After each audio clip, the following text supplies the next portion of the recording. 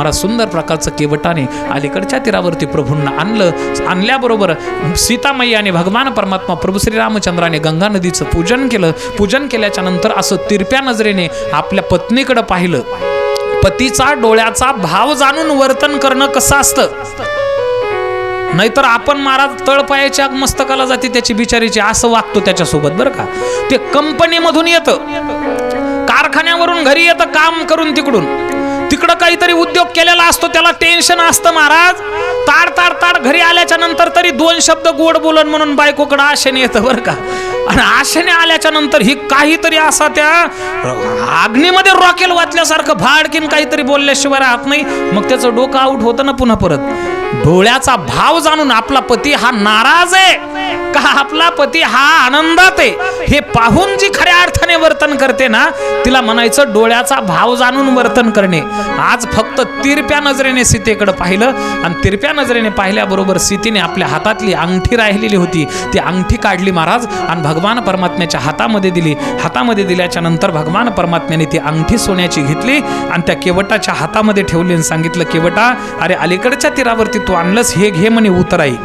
त्यावेळेस भक्तराज म्हणू लागले, केवट ओ प्रभू काय करायला लागले म्हणे तुम्हाला. अहो तुमचा माझा व्यवसाय एकच आहे आणि एकच दोघांचा धंदा असल्यामुळं तुम्ही मला कशाला उतराई देता म्हणे. ज्यावेळेस माझ्यावर वेळ येईल त्यावेळेस तुम्ही माझं काम करा ना म्हणे. आता मी तुमचं काम केलंय. हे ऐकलं कोणी लक्ष्मण भैयाने. लक्ष्मण भैया म्हटले, आम्ही क्षत्रिय कुळ उत्पन्न राजघराण्यामध्ये जन्माला आलो, हे हिन कुळामध्ये दिन कुळामध्ये जन्माला आलेलं नाभाड्याच्या, आणि हे पुन्हा म्हणतोय तुमचा नामचा एकच धंदा, हे कस काय. रामाने विचारलं, कस काय रे केवटा. ते म्हणे, प्रभू अहो ही जी जडगंगा आहे ना, या जडगंगेमध्ये इकडं तिकडं उतरवण्याचं कार्य मी करतोय. या जडगंगेला पार करून देण्याचं कार्य मी करतोय प्रभू, पण या भवसागराला पार करून नेण्याचं कार्य खऱ्या अर्थाने तुम्ही करतात. आज मी तुम्हाला जडगंगेच्या अलीकडच्या तीरावरती आणलं, तुम्ही मला उद्या त्या भवसागराच्या त्या संसार सागराच्या पलीकडच्या तीरावरती घेऊन जा. झाली म्हणे आपली फिटून पाठ. हा तुमचं माझं कुठल्याही प्रकारचं एकमेकांकडे कुठल्याही प्रकारचं ऋण राहणार नाही, असं ते सुंदर प्रकारचं भाव स्वरूपात्मक बोलणं ऐकलं प्रभू श्रीरामचंद्राने आणि अतिशय आनंद वाटला. भगवान परमात्म्याने ती सीतेची अंगठी घेतली होती ती आपल्या बोटामध्ये घातली बरं का. कारण त्यांना माहिती होतं की या अंगठीचं पुढं काम आहे कुठं. ज्यावेळेस सीता शुद्धी करता मारुती रायाला पाठवलं त्यावेळेस हीच अंगठी मारुती रायाला दिलती. हनुमंता प्रभू मुद्रिका मेली मुख माही, जलधी लांग ही गया चरज नाही. भगवान परमात्म्याची ती नाममुद्रा आपल्या कंठामध्ये धारण केलेली होती हनुमंत बाबांनी. ती हीच मुद्रिका होती. भगवान परमात्म्याने आपल्याकडे ठेवली. केवटाला आशीर्वाद दिला आणि एक वचन दिलं, केवटा 14 वर्षाचा वनवास संपून मी तुला भेटल्याशिवाय अयोध्येमध्ये परत जाणार नाही, तुला घेऊन मी अयोध्येमध्ये जाईल, एवढं वचन दिलं. आणि वचन दिल्याच्या नंतर केवटाचा निरोप घेऊन भगवान परमात्मा पुढचा मार्गक्रमण करतात. आता ऐका, त्रिवेणी संगमावरती प्रयागराज तीर्थावरती भक्तराज भरद्वाजी मुनींचा आश्रम होता. त्या प्रयागराज तीर्थावरती प्रभू आले आणि आल्याच्या नंतर भरद्वाजी मुनींच्या आश्रमामध्ये प्रभू आले. आल्याच्या नंतर भरद्वाजी मुनींनी सुंदर प्रकारचं आगत स्वागत भगवान परमात्म्याचं केलं. नाना प्रकारचे कंदमुळं फळं भगवान परमात्म्याला उपहार म्हणून दिले. भगवान परमात्म्याने पूर्ण श्रद्धेने ते सुंदर प्रकारचे भक्षण केले आणि काही काल संत सानिध्यामध्ये राहून भगवान परमात्मा पुढचा मार्गक्रमण करतात बरं का. आता माझ्याकडे वेळ नाही म्हणून मी पुढं नेतो दक्षिण दिशेकडे रामाला. अजिबात काळजी करू नका. रावणाचा वध केल्याशिवाय आणि रामाला राजसिंहासनावरती राज्याभिषेक केल्याशिवाय मी कथेला पूर्णविराम देत नाही. जरी उद्याच फक्त सत्र राहिलं असलं तरी राम राज्याभिषेकापर्यंतची कथा मी तुम्हाला सांगेल. ते बी कळेल पटेल रुचेल अशा शब्दामध्ये आपल्या समोर मांडेल. अजिबात चिंता करायचं काही काम नाही बरं का. भगवान परमात्मा पुढचा मार्गक्रमण करतात. सुंदर प्रकारचं भरद्वाज मुनींच्या आश्रमामधून प्रभू ज्यांनी हे सुंदर प्रकारचं दिव्य काव्य लिहिलं महाराज रामचरित्र, त्या वाल्मिकी महामुनींच्या आश्रमामध्ये प्रभू येतात. तिथं आल्याच्या नंतर काही काळ तिथं वास्तव्य करून प्रभू वाल्मिकी महामुनींच्या आश्रमामधून चित्रकूट पर्वतावरती सुंदर प्रकारचं वास्तव्य करतात. आता राम चित्रकूट पर्वतावरती गेले पण इकडचा घडलेला प्रकार सांगतो तुम्हाला, ऐका बरं का. गुहक आणि स्वतः सुंदर प्रकारचं महाराज सुमंत महाराज जे प्रधान होते अयोध्येचे, ते घोडे आणि रथ घेऊन त्या गंगा नदीच्या तटापर्यंत आलेले होते रामाला सोडण्याकरता. ज्यावेळेस सुमंत महाराज त्या घोड्यांना सुंदर प्रकारची विनंती करू लागला. ते घोडे जनावर सुद्धा भगवान परमात्मा प्रभू श्रीरामचंद्राच्या विरहाने रडत होते महाराज. कसं तरी त्यांची मनधरणी केली. घोड्यांना आपल्या रथाला जुंपलं आणि जुंपल्याच्या नंतर सुमंत रथामध्ये बसले आणि पुन्हा परत दड दड दड दड दड दड करत रथ अयोध्येच्या दिशेने निघाला. तेवढ्यामध्ये निपच्चित पडलेला, मूर्छापन्न अवस्थेमध्ये पडलेला राजा दशरथ, त्याने येताना रथ पाहिला, अयोध्येचा ध्वज पाहिला आणि पाहिल्याबरोबर पुन्हा परत सावध झाला राजा दशरथ. आणि राजा दशरथ म्हणू लागला, ए कौशल्ये, ए सुमित्रे, बघ ना ग माझा राम परत आला. बघ ना त्या सुंदर प्रकारच्या सुमंताने माझ्या रामाला पुन्हा परत अयोध्येमध्ये आणलं ग कौशल्य. लवकरात लवकर धावत पळत माझ्याकडे. कौशल्य महाराज त्या राजा दशरथाचा आवाज ऐकून धावत आली. पाहते तर राजा दशरथ त्या झेंड्याकडे बघत होता, त्या रथाकडे बघत होता. धावत पळत ज्या दिशेने रथ येत होता त्या दिशेने महाराज हा राजा दशरथ पळायला लागला. आणि एकच मुखामध्ये नामचिंतन होतं महाराज, फक्त कोणतं? हे राम, हे राम, हे राम, हे राम, हे राम, हे राम, हे राम, हे राम,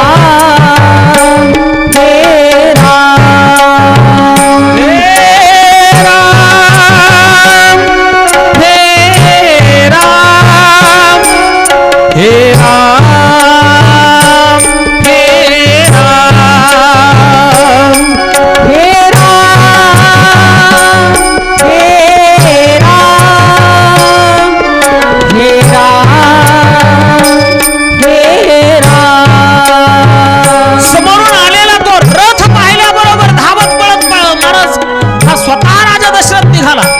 कौशल्य माझा राम आला.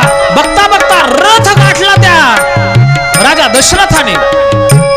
रथामध्ये पाहिलं तर कोणीही रथामध्ये दिसायला तयार नाही, फक्त सुमंत घोडे हाकत होता महाराज. हे सुमंता, हे सुमंता, अरे तूही त्या कैकेयीला सामील झालास का सुमंता? माझ्या रामाला कुठं सोडलं सुमंता? त्या कैकेयी सारखा दुष्ट दुराचारी आहेस रे.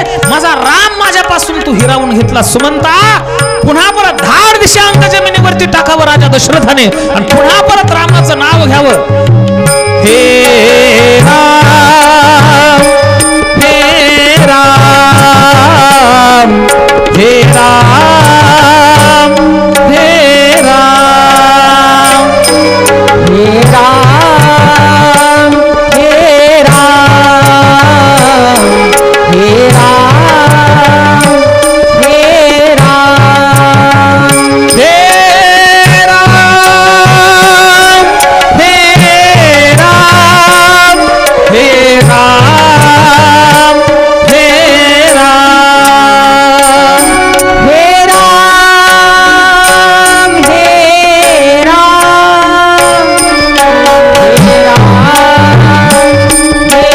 राम. मूर्छापन्न पडलेल्या त्या राजाने पुन्हा परत स्वतःला सावरावं महाराज. सावरल्याच्या नंतर त्याने सावध व्हावं, तेवढ्यामध्ये कौशल्य धावत पळत आली. खाली पडलेल्या राजाचं ते सिरकमल आपल्या मांडीवरती घेतलं कौशल्यने आणि मांडीवरती घेतल्याच्या नंतर असे राजा दशरथाने डोळे उघडले, कौशल्यकडे पाहिलं आणि हात जोडून विनंती केली, कौशल्य, ए कौशल्य, मला माफ कर ग. मी कुठल्या कुठल्या प्रकारचं सुख तुला माझ्या प्रपंचामध्ये देऊ शकलो नाही कौशल्य. अरे 9 महिने 9 दिवस ज्या भगवान परमात्म्याने तुझ्या पोटामध्ये वास्तव्य केलंय त्या रामाला मी 14 वर्षाच्या वनवासाला पाठवण्याकरता कारणीभूत झालो कौशल्य. मला तू पूर्ण शुद्ध अंतःकरणातून माफ कर. तेवढ्यामध्ये राजा दशरथाच्या डोळ्याच्या समोर महाराज अंधारी दाटून आली बरं का. अंधार पडायला लागला कौशल्याच्या समोर. महाराज आज राजा दशरथ ओरडून सांगू लागला, कौशल्य मला काही दिसायला तयार नाही.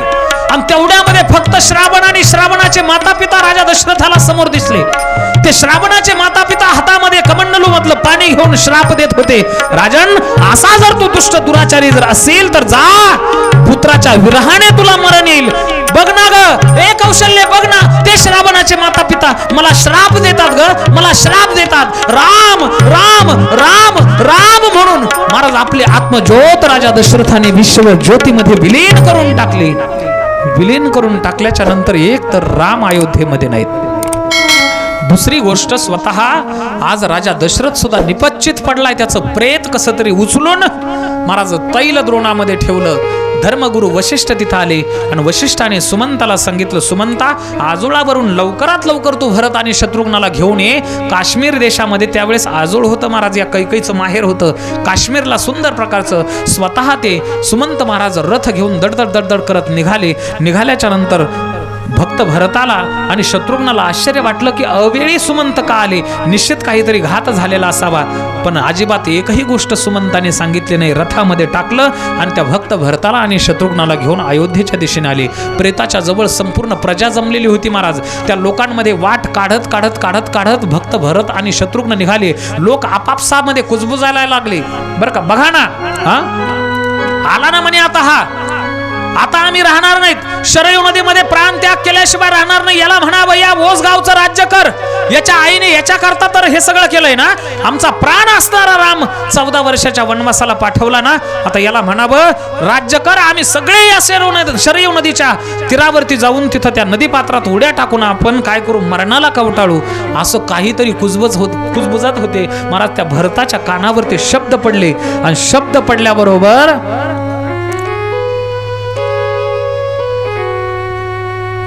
भक्त भरताच्या कानावर शब्द पडले. पण तसंच कसं तरी वाट काढत काढत काढत काढत भगवान सुंदर प्रकारचे भक्त भरत त्या लोकांमधून वाट काढत राजा दशरथाच्या तैल द्रोणाच्या जवळ आले. समोर बघतायत तर बाबा गेलेले दिसले. डोळ्यातून घळघळ अश्रू व्हायला लागले. तेवढ्यामध्ये इकडं तिकडं पाहिलं, राम दिसत नाहीत, लक्ष्मण दिसत नाहीत. लक्ष्मण भैया कुठं असतील, राम भैया कुठं असेल म्हणून इकडं तिकडं पाहिलं, पण कोणीही दिसायला तयार नाही. सीता मैयाही दिसायला तयार नाही. तेवढ्यामध्ये धावत पळत महाराज कैकई आली आणि कैकई म्हणायला लागली, ए राजा भरता, ए भरता आलास का तू बाबा? बरं झालं आलास. बघ ना, हा दुष्ट दुराचारी राजा तुला आजोळी पाठवलं आणि रामाला राज्याभिषेक करण्याकरता निघाला होता. पण भक्त भरता, ए भरता, मी तुझ्या करता एक काम केलं रे. त्या राजा दशरथाकडून 2 वर मागून घेतले. एका वराने तुला राज्याभिषेक आणि एका वराने रामाला 14 वर्षाचा वनवास. 14 वर्षाचा वनवास ऐकल्याबरोबर धाड दिशे अंग जमिनीवरती टाकले महाराज भरताने. काय म्हटली साई तू? अगं तू दुष्ट दुराचारिणी आहेस. शास्त्र सांगतंय महाराज, हो का माये बापे सर्पिणी की बोका. आई जर सर्पिणी सारखी जर असेल, सर्पिणी काय करते तुम्हाला माहिती का?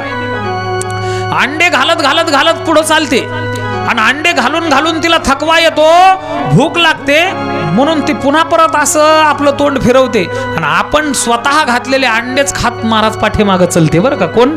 सर्पिणी. आणि त्याच्यातून इकडं तिकडं जर एखादं अंड बाजूला गेलं तर ते फुटून महाराज त्याचं हे साप वगैरे जे काही ते निर्माण होतात. जर सगळेच जेवढे अंडे घातले तेवढे जर समजा तिने साप जर जन्माला घातले असते तर आपल्याला नीट रस्त्याने सुद्धा चालता आलं नसतं.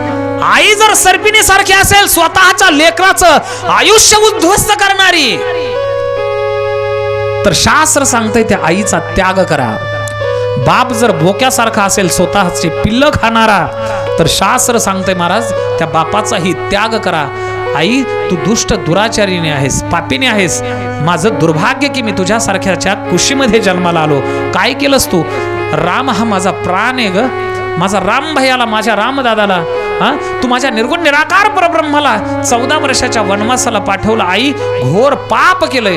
तेवढ्यामध्ये हे कोणामुळं घडलं हे शत्रुघ्नाला कळालं महाराज. शत्रुघ्नाने मंथरेच्या केसाला पकडलं, हिसका मारून खाली पाडलं, छातीवर पाय ठेवला आणि आपल्या म्याणामधून तलवार काढून शिरच्छेद करणार. एवढ्यामध्ये धर्मगुरु वशिष्ठाने हाताला पकडलं, सांगितलं, शत्रुघ्ना, हे शत्रुघ्ना, रे स्त्री हत्या करू नको. स्त्री हत्येचा पातकाचा भागीदार बनशील. अजिबात तिला काही बोलू नकोस, जाऊ दे, सोडून दे. तिलाही हाकलून दिलं महाराज शत्रुघ्नाने. डोळ्यातून घळघळ अश्रू व्हायला लागले आणि तिथं खऱ्या अर्थाने भक्त भरताचं प्रेम कळालं बरं का. कोणाला कळालं? संपूर्ण प्रजेला कळालं. भक्त भरताने सांगितलं, जर माझ्या अंतःकरणामध्ये या राज्याविषयीचा जरासी काही अभिलाष असेल तर रवरव कुंभपाकामध्ये मी पडेल, मला नरक यातना भोगाव्या लागतील. कुठल्याही प्रकारचा सुंदर प्रकारचे माझ्या अंतःकरणामध्ये हाव किंवा कुठल्याही प्रकारची इच्छा या राज्याची माझ्याकडं नाही. माझ्या भगवान परमात्म्याला मी घेऊन येईल. तैलद्रोणामधील राजा दशरथाच्या प्रेताला सुंदर प्रकारचा अग्निदहन करून आज भक्त भरत राम भेटी करता निघाले. वाटेमध्ये शृंगवेरपुरामध्ये आले, भरद्वाज मुनींच्या आश्रमामध्ये आले, सुंदर प्रकारचं वाल्मिकी महामुनींच्या आश्रमामध्ये आले आणि चित्रकूट पर्वतावरती जिथं राम वास्तव्यास होते तिथं भक्त भरत सर्व प्रजेनिशी सैन्यानिशी सुंदर प्रकारचं तिथं आले. आल्याच्या नंतर लक्ष्मणाला वाटलं आपल्यासोबत युद्ध करण्याकरता आला की काय. लक्ष्मणाचं आणि भक्त भरताचं थोडं युद्ध झालं बरं का. शस्त्रास्त्रांचा खणखणाट पाहिल्याबरोबर राम धावत आले. रामाने लक्ष्मणाला थांबवलं. धावत पळत रथातून उडी मारून भक्त भरत भगवान परमात्म्याकडे आले आणि भगवान परमात्म्याला घट्ट मिठी मारली. यालाच म्हणायचं महाराज देव आणि भक्ताची सुंदर प्रकारची भेट बरं का. देव भक्त दोन्ही एक रूप झाले, मुळीच सिंचले जैसे तैसे. सुंदर प्रकारचं भक्त भरताची भेट भगवान परमात्म्याने घेतली. मनधरणी भगवान परमात्म्याची करायचा प्रयत्न भक्त भरताने केला. त्यावेळेस भगवान परमात्मा ऐकायला तयार नाहीत. हे भरता अरे मातृपितृवचन खरं करण्याची संधी माझ्याकडे चालून आली म्हणून तू माझ्या व्रतामध्ये बाधा आणू नकोस. त्यावेळेस भक्त भरताने सुद्धा प्रतिज्ञा केली, तुम्ही येत नाहीत का अयोध्येमध्ये, मी आज भक्त भरत तुमचा अनन्य भक्त मी सुद्धा आज प्रतिज्ञा करतो की तुम्ही जोपर्यंत अयोध्येमध्ये पाय टाकणार नाही तोपर्यंत हा भरत सुद्धा त्या अयोध्येमध्ये पाय टाकणार नाही. अरे स्वतःच्या बंधू प्रेमा खातर ऐका ना, काय कायची रामकथा, कशा करता लावायचं रामायण. कारण रामासारखा आदर्श राजा नाही, रामासारखा बंधू नाही. बंधू प्रेम जर शिकायचं असेल, अरे एक गुंठ्या करता आणि 2-2, 10-10 फूट जागे करता एकमेकाचा मुडदा पाडणारे महाराज काही भाऊ आहेत आजही समाजामध्ये. कुठंतरी आपण या रामचरित्राचा आदर्श घेतला पाहिजे महाराज. बोलण्यासारखं भरपूर आहे, माझ्याकडे वेळ कमी आहे. कुठंतरी आपण रामकथेच्या माध्यमातून हे शिकवण घेतली पाहिजे. माझ्या रामकथेच्या माध्यमातून असे विभक्त झालेले दोन्ही भाऊ जर एकत्रित आले तरीही माझ्या रामकथेचं चित झालं असं मी समजतो महाराज. हा जे खऱ्या अर्थाने बंधुप्रेम आहे. अरे आपण आपल्या रक्तावर जर प्रेम करायला नाही शिकलो तर आपण दुसऱ्यावर काय प्रेम करू. आणि म्हणून अदुगरी परिवारामध्ये राहत असताना बंधुत्व असावं, सख्यत्व असावं, जाबाजाबानी एकत्रित राहावं. सासू सुनाने सुद्धा एकमेकींना प्रेम द्यावं महाराज. बरं का. सुंदर प्रकारचं सासऱ्याचं सुंदर प्रकारचं ईश्वर समजून पूजन सुनेनेही करावं. तेवढं प्रेम सासू सासऱ्यांना सुद्धा तिने द्यावं. हेच शिकायचं या रामकथेच्या माध्यमातून. कारण रामचरित्र हे आचरणीय चरित्र आहे बरं का. भगवान परमात्म्याने घट्ट मिठी मारली. भक्त भरताने प्रतिज्ञा केली, मी सुद्धा त्या अयोध्येमध्ये पाय टाकणार नाही. नंदीग्रामामध्ये तुमच्यासारखाच मुनिवेश धारण करून इथं राहील. त्यावेळेस भक्त भरताला चरण पादुका भगवान परमात्म्याने दिल्याबरोबर त्या चरण पादुका राजसिंहासनावरती ठेवल्या आणि शत्रुघ्नाकरवी महाराज भक्त भरताने अयोध्येचा राज्य कारभार पाहायला सुरुवात केली. इकडं भगवान परमात्मा चित्रकूट पर्वतावरती वास्तव्य करत असताना तिथे इंद्राचा पुत्र एकदा जयंत आला आणि जयंत कावळ्याचं स्वरूप धारण करून सीतेचं ते सुंदर प्रकारचं स्वरूप पाहिलं आणि स्वरूपाला पाहून काममोहित होऊन कावळ्याचं स्वरूप धारण केलं. धारण केल्याच्या नंतर सीता मैयाच्या महाराज पायाच्या अंगठ्यावरती चोच मारली त्यांनी कामभावनेने. हे बघितलं रामाने आणि रामाने बघितल्याबरोबर आपल्या धनुष्याला एक गवताची काडी उचलली आणि धनुष्यावरती चढून महाराज ती सुंदर प्रकारची त्याच्या पाठीमागं सोडली. सोडल्याबरोबर ती काडी ज्या त्याच्या पाठीमागं लागली जयंत पुढं पळायला लागला. त्याला वाटलं आता हे सुंदर प्रकारचे आपल्याला नाहीस केल्याशिवाय राहणार नाही. धावत पळत आपला बाप असणारा इंद्राच्या त्या सिंहासनाखाली जाऊन लपला बरं का. ती सुंदर प्रकारची जी शिखा होती काडी होती महाराज ती सुंदर प्रकारची त्याच्या पाठीमागच आलेली होती. त्यावेळेस इंद्राने सांगितलं तू इथून चालता हो. तू निज मातेचा अपराध केलाय आणि तुझ्या सहित माझाही घात ती सुंदर प्रकारचं भगवान परमात्म्याने सोडलेली ती प्रत्यंच्या केल्याशिवाय राहणार नाही. तिथून पुन्हा जयंत उठला. महाराज ज्यावेळेस संपूर्ण जग नाकारतं ना त्यावेळेस संत आपलंसं करत असतात. नारद महर्षींची भेट झाली. नारदांना साष्टांग दंडवत केला आणि सांगितलं जयंताने माझ्याकडून अपराध मातेचा घडलाय, कृपया करून या शस्त्रापासून माझं काय करा, तुम्ही सोडवणूक करा. नारदाने सांगितलं एक काम कर, ज्याने सोडलंय त्याच्याकडे जा, कारण ते विणमुख पावलाने त्याचं शस्त्र परत जात नाही, तो एक बाणी आहे. असं म्हटल्याबरोबर महाराज भगवान परमात्म्याच्या जवळ हा शरण आला आणि शरणागताला सुंदर प्रकारचं अभय देणं हे भगवान परमात्म्याचं काम आहे बरं का. कारण त्याला शरणागत वत्सल म्हणतात. जयंत जवळ आल्याच्या नंतर सांगितलं कावळ्याच्या स्वरूपामध्ये, जयंता आता हा मी सोडलेला बाण हा निरर्थक जाणार नाही, काय करू सांग. ते म्हणे काही नाही, एखादा डोळा गेला माझा तरी चालेल, पण माझा प्राण जाता कामा नाही. महाराज ती तशीच काडी आली आणि त्या जयंत शिवल्याशिवाय मानवाला शांती लाभणार नाही असं वरदान दिलं त्या कावळ्याला. वरदान दिल्याच्या नंतर भगवान परमात्मा पुढचा मार्गक्रमण करू लागले बरं का. मार्गक्रमण करत असताना एक शरभंग महामुनींचा आश्रम लागला. त्या शरभंग महामुनींच्या आश्रमामध्ये प्रभू आले आणि आल्याच्या नंतर महाराज भगवान परमात्म्याचं आगत स्वागत शरभंगाने केलं. कोण हे शरभंग? शरभंग म्हणजे सामान्य नव्हते. त्यांनी 100 यज्ञ पूर्ण केलेले होते विधिवत.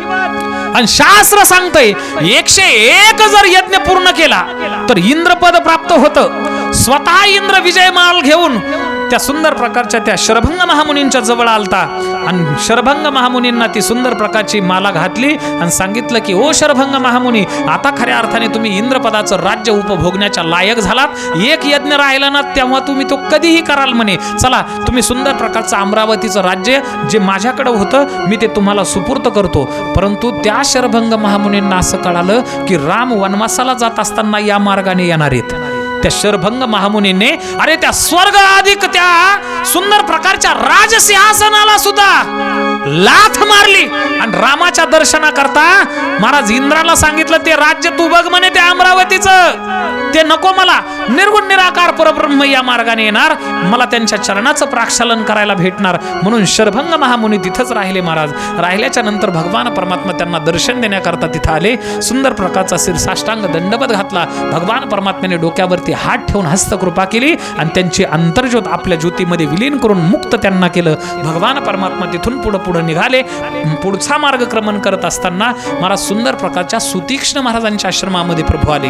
तिथंही पाहुणचाराचा स्वीकार केला आणि तिथून भगवान परमात्मा आत्री आणि अनुसया मातेच्या आश्रमामध्ये आले.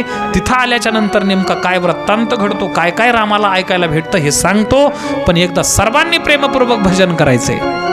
रघुपति राघव राजा राम पतित पावन सीताराम. बोला बोला, पाठीमागं सर्वांनी बोलायचंय.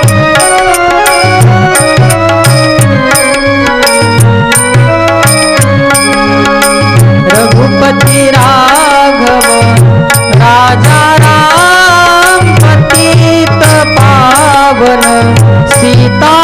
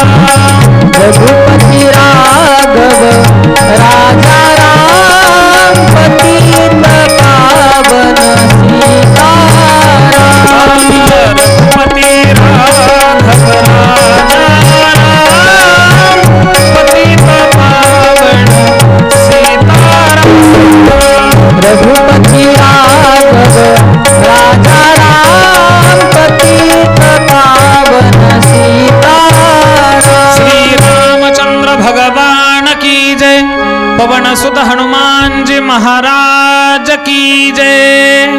भगवान परमात्मा सुंदर प्रकारचा अत्रि आणि अनसुया मातेच्या आश्रमामध्ये आले.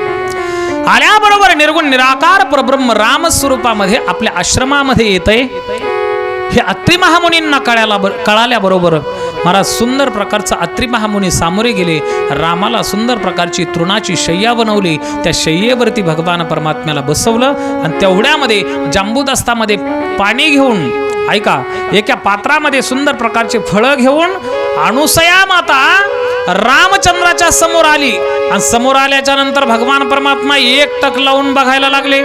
कोणाकडं? अनसुया मातेकडं. काहीतरी हिचा आणि आपला संबंध असला पाहिजे.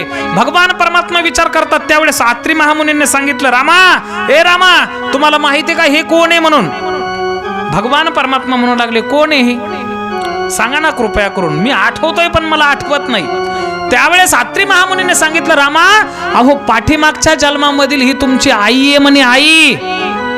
भगवान परमात्मा म्हटले, मला काही आठवत नाही, कारण मनुष्याकृते राघवे ख्याती केली. मी माणसासारखं जीवन व्यतीत करतोय. कृपया करून मला ती इत्यंभूत कथा सांगा ना. अत्रि महामुनी भगवान परमात्म्याला ती पाठीमागच्या जन्मातली कथा सांगायला लागले बरं का. मीही तुम्हाला सांगतो, चित्त एकाग्र करून श्रवण करा. काय झालं? एकदा सुंदर प्रकारचं महाराज तीनही देवांच्या बायका, भगवान ब्रह्मदेवाची पत्नी असणारी सावित्री आई साहेब, भगवान शिवांची पत्नी असणारी कोण? पार्वती आई साहेब, आणि भगवान विष्णूंची पत्नी असणारी कोण? लक्ष्मी आई साहेब. या तिघी जणी एकत्रित आल्या. आणि तीन बायका एकत्रित आल्याच्या नंतर काय उद्योग करतात म्हणून सांगता येत नाही महाराज. एक दुसरीचा 7-12 समोर ठेवतात महाराज. त्या स्त्रिया लवकर परिचय प्राप्त करत असतात. ते काही जरी असलं ना तर 2-4 जणी एकत्रित आल्या, हंडे जरी डोक्यावर असले ना महाराज, किती वझ जरी असलं, आणि त्या जर का रस्त्यामध्ये भेटल्या की महाराज 1-1, 1.5 तास कोणीकडे निघून जातो गप्पामध्ये हे कळत नाही. मग डोक्यावर हंडा आहे का काय, काही कळत नाही. तसं 3 बायका एकत्रित आल्या बरं का, तिन्ही देवांच्या. आणि त्या म्हणू लागल्या, का ग पार्वती, आपण तीनही देवांच्या बायका आहोत. आपलं परमभाग्य, आपल्यासारख्या महान पतिव्रता या विश्वामध्ये दुसऱ्या कोणी नाहीत. एक दुसरीला म्हणायला लागल्या बरं का. तेवढ्यामध्ये नारद तिथं आलं आणि नारदाला बोलले, नारदा इकडे म्हणे. अरे सारखा बोंबलत फिरत असतो, मृत्यूलोकातून पाताळलोकात, पाताळलोकातून स्वर्गलोकात सारखा भ्रमण करत असतो. मग इकडं तिकडं भ्रमण करत असताना तुला या तिन्ही लोकांमध्ये आमच्यासारख्या पतिव्रता दिसल्या का? नारदाने सांगितलं, तुमच्यासारख्या पतिव्रता तुम्हीच असू शकतात ना. तुम्ही साक्षात एक सृष्टीचा संहार करताय, एक सृष्टीला जन्माला घालणार आहे आणि एक सृष्टीचा पालन पोषण करणारा साक्षात तीनही देवांच्या तुम्ही पत्न्या. मग तुम्हीच खऱ्या अर्थाने पतिव्रता आहेत. पण मी येरी आपलं चलता चलता फिरत गेलो. नारदाने काडी टाकून दिली बरं का. मी उगा चलता चलता आपलं फिरत गेलो म्हणे मृत्यूलोकामध्ये. तिथं चित्रकूट पर्वताच्या जवळ अत्रि महामुनींचा आश्रम आहे. आणि त्या अत्रि महामुनींची पत्नी असणारी कोण? अनसुया. हिचं खूप नाव गाजतंय म्हणे मृत्यूलोकामध्ये पतिव्रतेमध्ये. अशी काडी टाकून दिली. आता आपल्यापेक्षा वरचढ काही माणसाला जमतच नसते बरं का. एवढे जळाऊ वृत्तीचे माणसं असतात, त्यातल्या ह्या होत्या. ह्या म्हटल्या, आमच्यापेक्षा पतिव्रता आहे का म्हणे ती महान. तिचं पातिव्रत्य हरण केल्याशिवाय आता आम्ही शांत बसणार नाहीत. म्हणून या तीनही जणी महाराज आपापल्या स्वस्थानाला निघून गेल्या. भगवान विष्णू पृथ्वीचं सगळं पालन पोषण करून महाराज आपल्या घरीच वैकुंठामध्ये येत होते. आईन दरवाजामध्येच अडवलं महाराज लक्ष्मी आई साहेबांनी. सांगितलं, हो प्रभू, अजिबात घरात यायचं नाही म्हणे. कोणती अनसुया आहे तिकडे बघा म्हणे दंडकारण्याच्या क्षेत्रामध्ये. जा, लवकरात लवकर जायचं आणि तिचं पातिव्रत्य हरण करून यायचं. त्याच्याशिवाय भाकर नाही, तुकडा नाही, काही नाही म्हणे. अजिबात पाऊल टाकायचं नाही घरात. महाराज तिथून भगवान विष्णू निघाले. त्यांना वाटलं जाऊ दे, आपली बायको आपल्यावर नाराज आहे, काम सांगितलंय, चला म्हणे आपल्या मित्राकडे जाऊ. महाराज भगवान शिवजीकडे, कोण? भगवान विष्णू गेले. हे बाबा, असं महाराज कैलास पर्वतावरती मोठ्या दगडावर बसूनच ठेवलं होतं पार्वती आई साहेबांनी. पार्वती आई साहेबांनी सुद्धा सांगितलं होतं तिचं पातिव्रत्य हरण केल्याशिवाय अजिबात इकडे यायचं नाही कैलासावर. ते नेमकं तिकडून निघालेच होते आणि दोघाचा वाटेतच जे हरी झाला बरं का. ते म्हणे काय? ते म्हणे काही नाही, जे तुमच्या घरी काडी लागली म्हणे तीच आमच्या घरी लागली. आता तिचं पातिव्रत्य हरण करणं हे आपलं काम बनलंय म्हणे. पण जाऊ द्या, आपण ब्रह्मदेवाकडे नाश्ता करायला तरी जाऊ म्हणे चलता चलता. महाराज भगवान ब्रह्मदेवाला सुद्धा सावित्री आई साहेबांनी काढून दिलं होतं बरं का घरून. रस्त्यातच जे हरी झाला. घडलेला सगळा वृत्तांत सांगितला. तीनही देव विचार करायला लागले की तिचं पातिव्रत्य हरण कसं करायचं. आता ऐका ना, या तीनही देव, तीनही सुंदर प्रकारचे देव, बसा बसा खाली बसा, तिथं ठेवून द्या, बसा खाली. श्री रामचंद्र भगवान की जय, पवन सुत हनुमान जी महाराज की जय. एक स्वतः जगताचं पालन करणारा, एक या सृष्टीचा संपूर्ण संहार करणारा, आणि या सृष्टीचं सुंदर प्रकारचं महाराज या जन्माला घालणारा, तीनही देव विचार करायला लागले की हिचं पातिव्रत्य कसं हरण करायचं. बरं का, जाऊ द्या म्हणे, आपण निदान जाऊन तर बघू ती कोण अनुसया आहे म्हणून.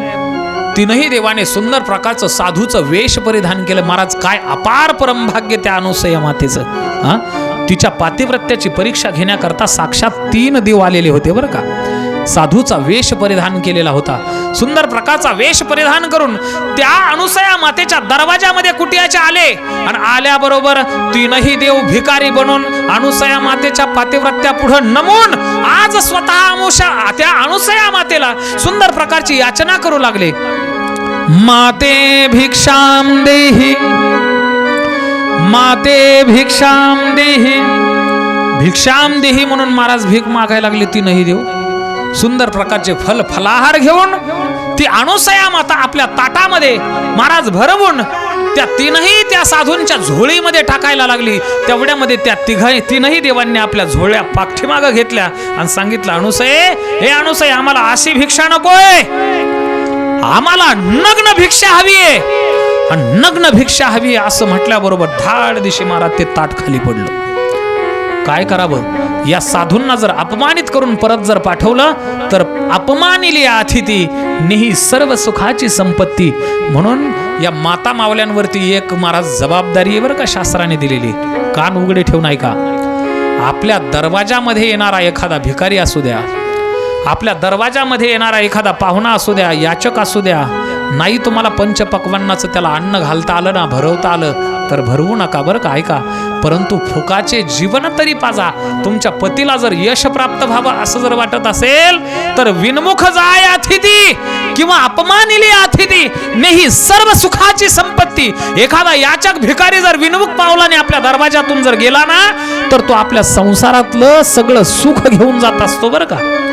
म्हणून तुमच्यावरती जबाबदारी, आपल्या पतींना जर यश प्राप्त करून द्यायचं असेल तर एकही विनमुख पावलाने महाराज अतिथी जाता कामा नाही. फुकाचे जीवन तरी पाजा. एक घोटभर तरी पाणी तुम्ही देऊ शकाल का नाही, तेवढं का होईना आपण केलं पाहिजे महाराज. नेमकं हे शास्त्र अनुसयेला माहिती होतं. हे जर साधू निघून गेले माझ्या दरवाजातून तर माझ्या प्रपंचातलं सुख घेऊन जातील. काय करावं, तसं धावत पळत आपल्या पतिराजांकडे आली आणि पतिराजांना घडलेला वृत्तांत सांगितला. कोण 3 साधू आपल्या दरवाजामध्ये आलेत आणि मला ते नग्न भिक्षा मागतायत. त्यावेळेस त्या अत्रि महामुनीने अंतर्ज्ञानाने पाहिलं महाराज आणि टाळी वाजून सांगितलं की हे अनुसये, अगं तू सामान्य नाही, तुझ्या पातिव्रत्याची परीक्षा घेण्याकरता साक्षात 3 देव तुझ्या दरवाजामध्ये भिकारी बनून आलेत ग. काही हरकत नाही, या कमंडलू मधलं पाणी घे आणि पाणी घेतल्याच्या नंतर अभिमंत्रित करून शिंपड.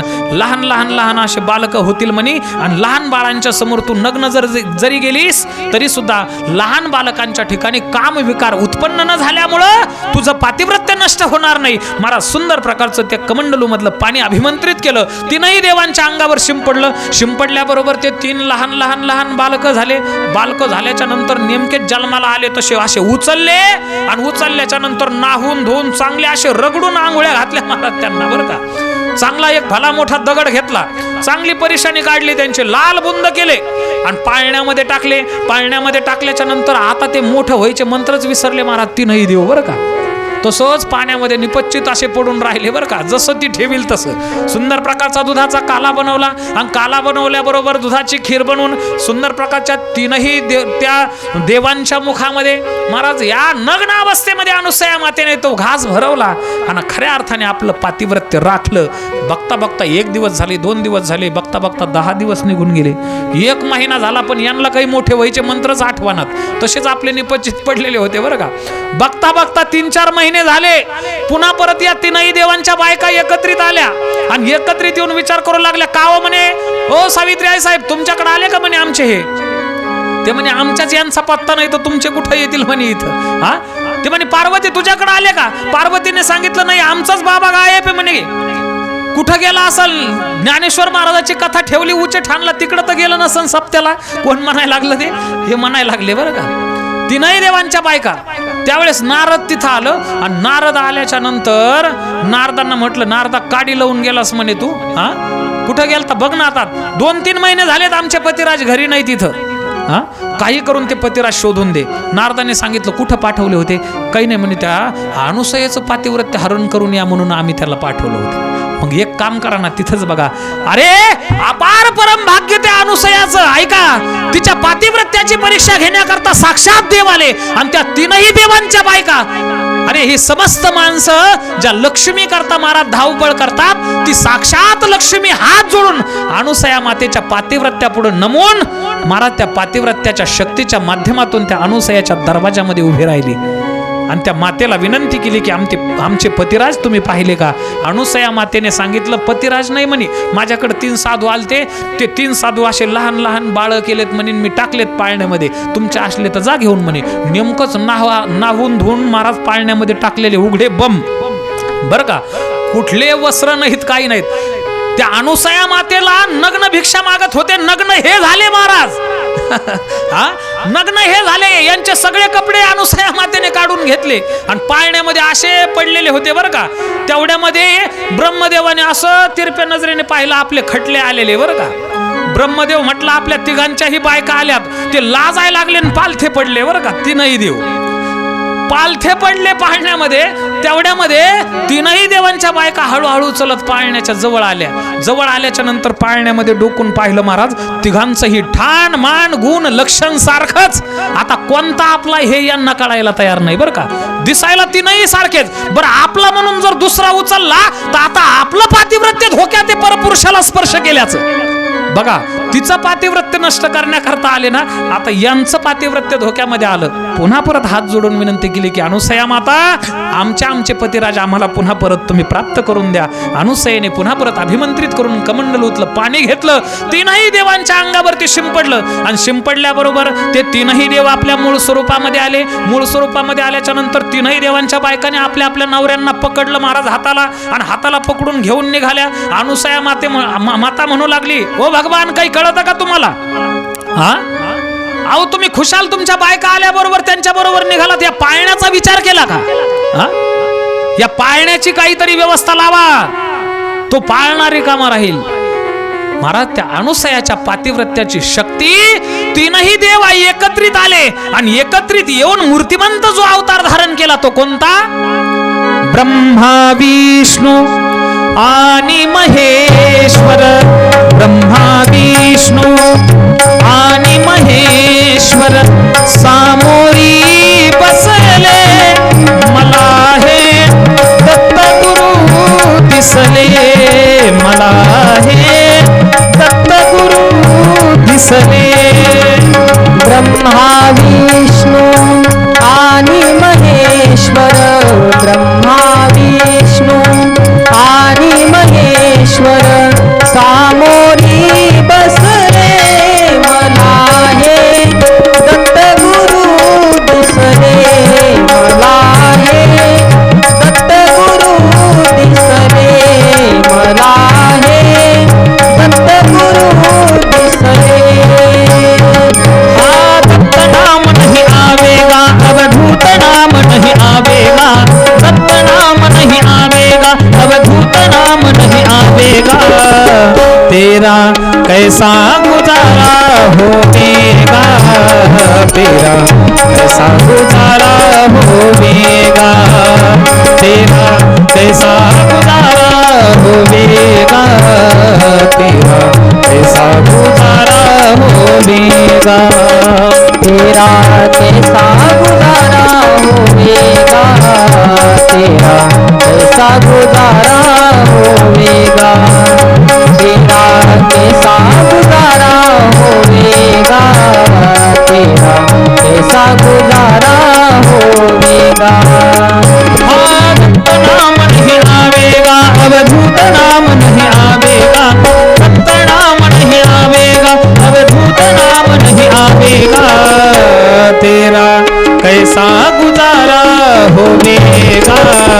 तेरा कैसा गुजारा होएगा, तेरा कैसा गुजारा होएगा, तेरा कैसा गुजारा होएगा, तेरा कैसा गुजारा होएगा, तेरा कैसा गुजारा होएगा, तेरा कैसा गुजारा होएगा, तेरा कैसा गुजारा होएगा।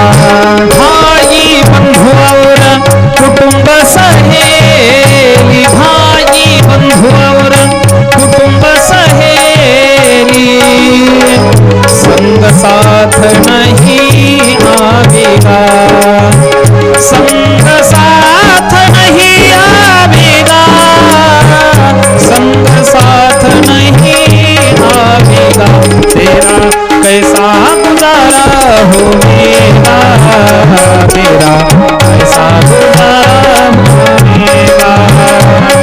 हरिदत्त नाम नहीं आवेगा, अवधूत नाम नहीं आवेगा, दत्त नाम नहीं आवेगा, अवधूत नाम नहीं आवेगा, तेरा कैसा गुजारा होएगा, तेरा कैसा गुजारा होएगा, तेरा कैसा गुजारा होएगा, तेरा कैसा गुजारा होएगा।